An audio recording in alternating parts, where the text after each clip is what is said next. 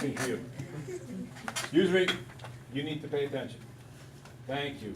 And I'm not saying you need to pay attention to make me happy. You need to pay attention for you. This is the reason. I want to read you something that a friend of mine wrote. She's having these difficulties with this one teacher in a class that she's taking in laboratory stuff, and her teacher's an idiot. So anyway, it says this. I asked if they ever give you the test back, and she says, no one ever lets you have the test back. There is never a trend. She just comes up with the strangest stuff and purposely words the questions so you get the answer wrong. And when it happens, she says, yeah, I got you. I did that on purpose. Some kind of sick, twisted person.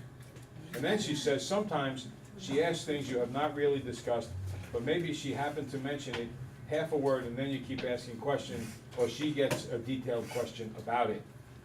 So, and she also goes on to say there are 100 important things we learn, and then they put these 2 or 3 very unimportant things on the test. I don't know if you've ever felt the same way with tests that you're about to take in your classes. That never happens in this room. Never. Okay?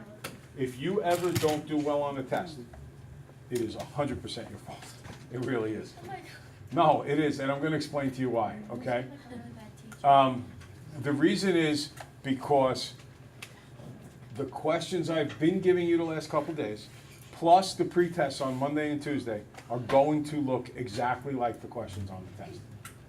So if there is any question that I go over that you don't know how to do, it's up to you to learn how to do it. Now I can help you with extra help, and by the way, next week extra help is Monday, Tuesday mornings, because I don't expect to be here Wednesday, and I want to make sure you have extra help before the test. I want to make sure that you're fully prepared for every single question. I will never say to you, ha ha, got you. I am not interested in getting you at all. I'm interested in you showing what you've learned, demonstrating that you know what it is that you're supposed to know. That's why I give you the 3 opportunities on those quizzes, right? And the test is going to be just like those quizzes and just like these homeworks. So if you're getting these homework questions right, if you're getting the quiz questions right, if you're learning from your mistakes, and then demonstrating that you're learning from your mistakes, you're doing a fantastic, perfect, excellent job. If you come across a question like this one, like I suspect a lot of you got this wrong. And if you got this question wrong, not a problem. You get it wrong on the test, it's a problem. And it's not my fault, because we're going to go over it now, we're going to go over it Monday, we're going to go over it Tuesday. And if we go over it those 3 times and you still get it wrong, listen, it's not hard. It's all about you not taking the time to prepare. So realize that there are people in this world who are stuck in classes in this world where they don't do that for you. And you need to take advantage of it. I'm sure you've been in classes where you look at the test that the teacher gives you and you're like, what is this? This isn't what we did. Or the teacher doesn't prepare you for the test. And then it becomes very difficult on you. In here, the tests are very difficult. They're hard, they're not easy. I don't want them to be easy, but you are always prepared 100% for everything that will be on that test. And I will never trick you, I will never deceive you. I will make it hard on you because I want you to be the best. I'm not interested in you being second best. I'm not interested in you being average. I want you to be great. Are we clear on that? All right. That's not a threat, that's a good thing, right? You're not a bad person because we want you to become really, really good. It's not a bad thing to say, hey, let's work when you know what to work at. All right, so here we go. Ready? I asked you to find the length of this red line segment with the coordinates 3, 7, and 5, 4. This is all the first quadrant. And if I were a kid looking at this question, having not seen it before, I would say to myself, I have no clue how to do this. All right? But it's really easy once you see how to do it. You just make a right triangle. I drew the dotted line here, and then over here. Leg squared plus leg squared is hypotenuse squared. Okay? Or a squared plus b squared is c squared. But remember, if you do that, the c always has to be what? That's why I hate doing a squared plus b squared is c squared. Everybody. No, see, that's not true, and that's why kids get it wrong. The hypotenuse. I think I mentioned to you early in the year that C is supposed to be the hypotenuse. And 98% of the time, whenever they give you the question, C is the hypotenuse. Well, 1 year on the state test, they put the C over here. Well, then you just have to figure out what the. Yes, but the kids didn't do that. They looked at the formula, didn't understand the formula, and everybody found this side, and they needed to find the hypotenuse, and everybody got it wrong in other classes, because we don't teach it that way. We teach leg squared plus leg squared is hypotenuse squared. And you know, look, there are things I don't teach overly well, and there are things I teach really, really well. This is one of the good ones. And my kids got this question right. All over, they just rocked it. They did amazing. This leg is 3. This leg is 2. So 3 squared plus 2 squared is hypotenuse, or x squared. 3 squared is 9. 2 squared is 4.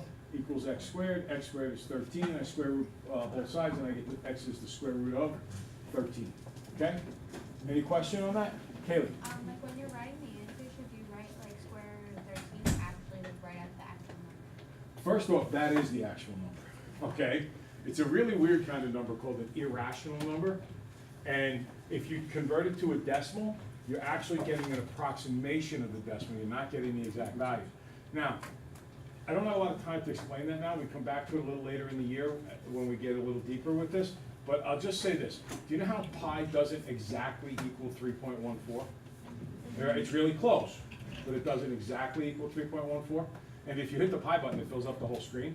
But in fact, in reality, it goes on forever and ever and ever, and you never can write the last digit. There's always another one that comes, and it never repeats, okay? Well, why? It's called an irrational number.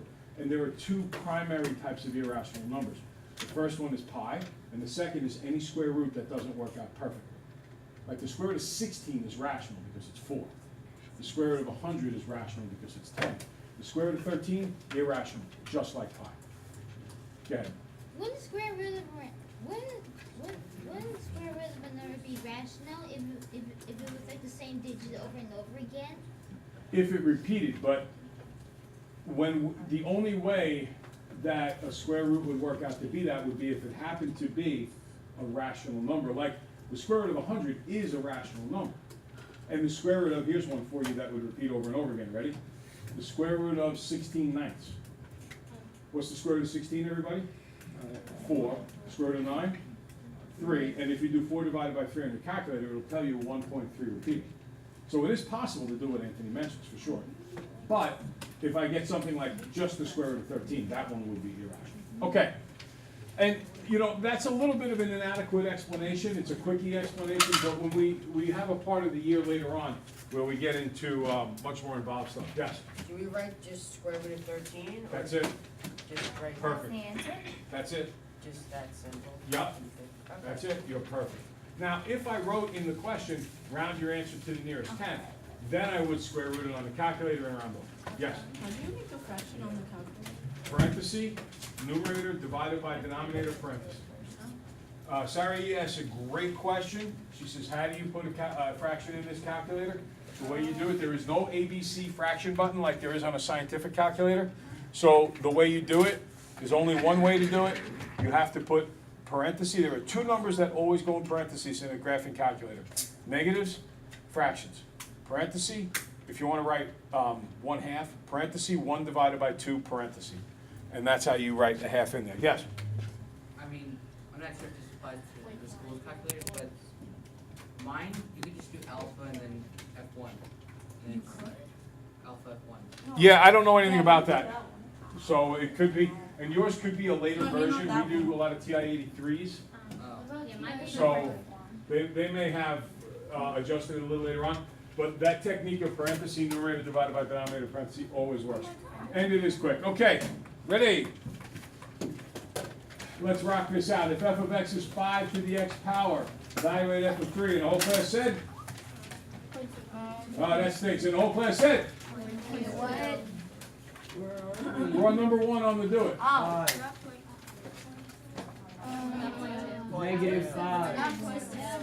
Is this the same question? No. Okay, that explains it then. How do you make 5? All right, so what does yours say? If f of x is 3x. 3 to the x? Yeah. And then it says evaluate f of 3? No, it's It says not. 5 to the x. And And f is negative 1. Oh, okay, so it's still 5 to the x, and it wants to find f of negative 1? Yeah. So then it's 1/5 or 0.2. Okay. Anthony, type it into your calculator, just type in 5, the caret symbol, negative 1, and it'll tell you 1/5. Or remember, put negative exponent. Reciprocal. Oh yeah, that's right, because here, because what it says on there is a little bit different. Okay, next up. Putting in input of 2. What's 10 to the 0? And the whole class said? 1, good. Plus 7 to the 2. What's 7 squared? Add them up, you get? 50 it is. Okay, given the functions f, g. Wait, see, that's not what it says on our sheet. Oh, it's not? What did yours say? Ours says 10 to the power of x plus 7x. The answer would be. No, it doesn't say that. No, No. That's No, all. that's I think you're looking at yesterday's, Anthony. Oh yeah, No, it sorry. says 10. Okay. Oh, All right. sorry. Okay, guys, here to hump. Counterproductive. All right, so we got, what is it, f, g, and h here. 3 different functions defined below. F of x is this, g of x is the table, h of x is there. We want to know, you know, I didn't even give you an exact area over which to do this, or interval. So let's do the following. Let's have you work on this now. Let's do the interval from, It has oh, what does it say? 0 to 3. Okay, good. That's what I was going to choose anyway. Excellent.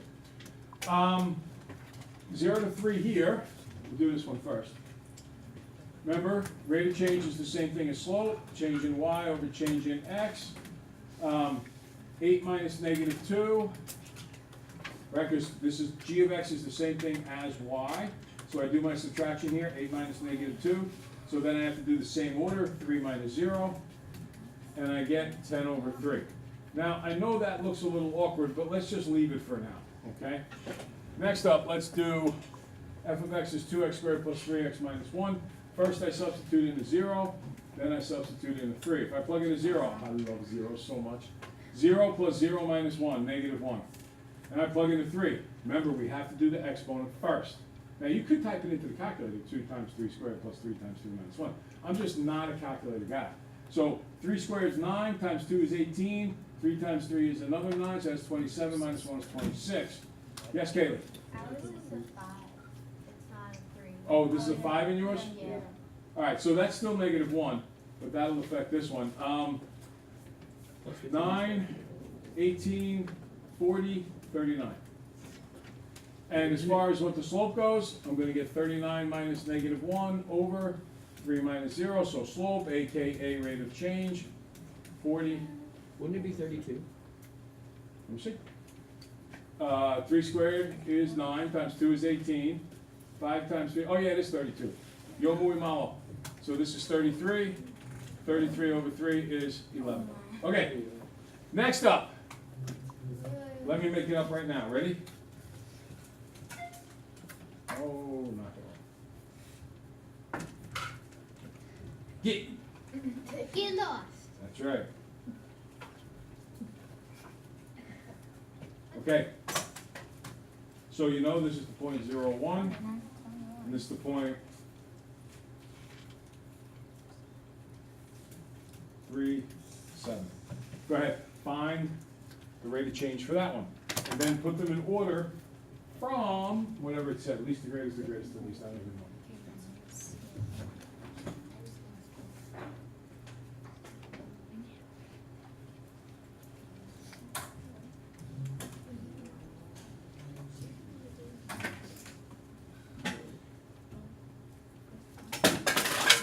Drop something.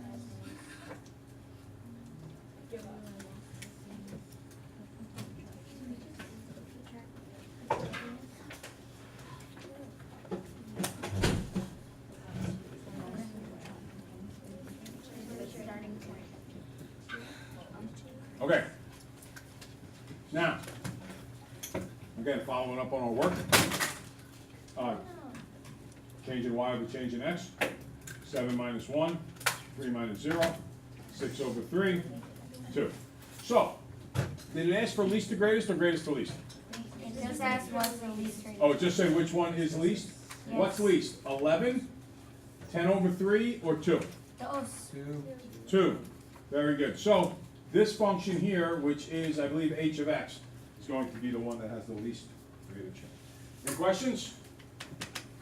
Yes? I do know what numbers to plot. Well, you always want to use, because it had said the interval from 0 to 3, this means where x is 0 and this means where x is 3. So this is where x is 0 and this is where x is 3. But how do we find out the lines? Like, where do we find out how to plot the lines? Well, if I forget to put the graph up, I'll always, when you come into class, fill in the graph. like I Oh, did. so there's supposed to be a graph here? Yes, exactly, that's why I I drew. thought we were supposed to be plotting. No, I was super confused. okay, any questions? All right.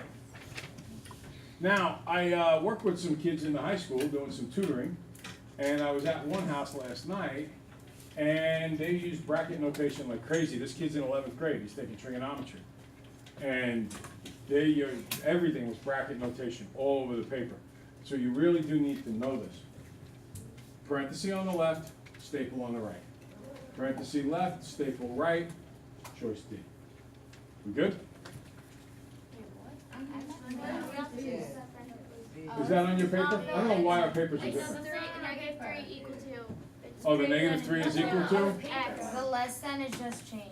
And then is this the same? No, they just switch them around. Yeah, just switch the signs. We don't have. Oh, okay, so what you're saying is it looks like this. Yeah. Yeah. Okay, so then I need a staple on the left, the parenthesis on the right. Yeah, so, Staple left, parenthesis right. yeah. Okay. Next up, which one has the greatest value? This is, oh, well, what does your paper say? Which has the greatest value, which has the least? Yeah, 3 to the well, negative 5. Negative 3, Three negative negative 5. okay, so that's negative -8. Negative 5 times negative 7. That would be 35. 5 times, negative 5 times. Negative 5 minus negative 9. That would be 4. That's And then the 10 negative instead of 10 100. divided by. Negative 10 divided by 5? Yeah. That'd be negative 2. Okay, so the greatest would be choice B, Uh-huh. and the least would be choice A. Anthony? Never mind. Okay. So, we went over the homework, we went over the quiz, we are pretty much everywhere we need to be. We did a question like this yesterday. Okay, go ahead. Roots of -2 and Negative 3. 3 and negative Is it -3 and -2? Yeah, It says Put on change it, to change negative to 3 and negative negative 2. Okay, so which one has -3 and -2? Let's go with Ms. Lucero. 3? 3.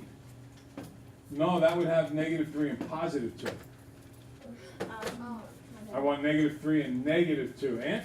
Would that be 2? Choice 2, good, here they are, -3 and -2. Remember, the roots are also called the zeros, and how do I find my roots or my zeros? Graph the calculator, Okay, and when you graph it, you look for the table. the table wherever the y's are 0, that's why we call them zeros. Or, we look at the picture and we see where it crosses the x-axis. Either one of those ways gives us the zeros. God bless. Okay, we did one like this yesterday, and I asked you then, and I'll ask you now. First off, does your paper say 4 and 6? Yes. Good. How would I use the calculator to help me answer this question? Let's go, Carissa. Well, I just had something to say. On the top of number 3, it says change the zeros 12 and negative 2. Is that Oh, it says change these to what, 12 and? negative 2? Okay, 12, -2. Okay, good. So now, how can I use the calculator to get the correct answer to this particular question? Someone who hasn't helped yet? Alejandro? Well, you put in all the functions on y equals, Right. put the table, and see. And, yeah, and then you can look at the table or the graph. Okay, do that. I'll give you a minute or so to get it done. Put that.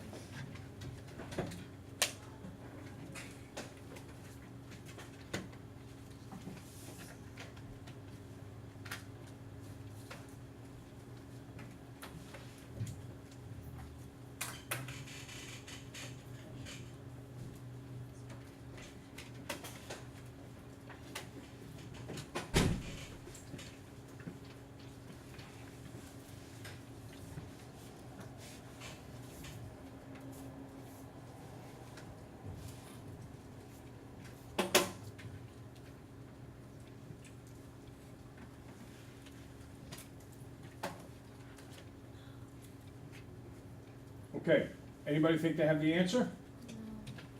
Alexandra? I got 1. Choice 1 is right. Everybody type choice 1 into y equals. Right? That's a straight line. Yeah, same. Did you type x squared? Yeah. Yes. Yeah. It says X You squared. should not get a straight line. Go to y equals, type in the variable button for x, it says x t theta n. Yeah. Type that squared minus 10, and then that button again, minus 24. Yeah, I got a straight line. Yeah. You did not get a straight line. What you're doing, I didn't get it. I got this. hey, Silencio, look, quiet, don't talk. Hey, you are harming yourself if you talk. I'm gonna draw a parabola for you. You see how this part looks like a straight line? And this part looks like a straight line? What happened is you saw the part on your graph that looked like this or this, but you're supposed to move your table around until you find the part with the symmetry. Can move. So go to table, use the up and down arrow keys, move it up and down until you find the zeros by looking for 0 in the y column. Does that make sense? Are you finding it now? And are you finding the symmetry? No, there's like really long decimals. I don't see anything. Go to 12. Yeah, or go to -2 and go to 12. Where x is -2, you'll find y is 0. Where x is 12, you'll find y is 0. I still don't see anything. You want to do is not have a straight line. Are you in the table? No, I don't got it. Now, okay. gotcha. Okay, I got it. Okay, yeah. It's All right, is everybody seeing it now? Yeah. I meant my UK. Okay. Now, I'm going to show you very quickly how you can also see this on your window. There's a button on your calculator called Window. Everybody go to Window. You see how you're pretty much missing the bottom of the graph? Right? Is everybody with me on that? See how you're missing the bottom of the graph? Go to Window, and then when you see when it says Y minimum, and it probably says -10, Yes. change it to -30. Mine said -50. Then you probably saw your curve. Now we just gotta If it set said that here. -50, you probably saw Negative it. 18. I like going down. Oh, okay. Here's the rest. Right, and then if you go to -30, maybe you see the whole picture. If you don't, go a little more, change it to -40 or -50. Evan says he saw his and he had his set at -50. Okay? Oh, I see it. All right, do a great job on that homework. Monday begins more test prep. Hasta la vista, vaya con Dios, toodaloo, ta-ta. Arrivederci, smile a lot, ciao. Arrivederci, adios amigos, amigas. Carucci, sayonara. Turn to your class, please.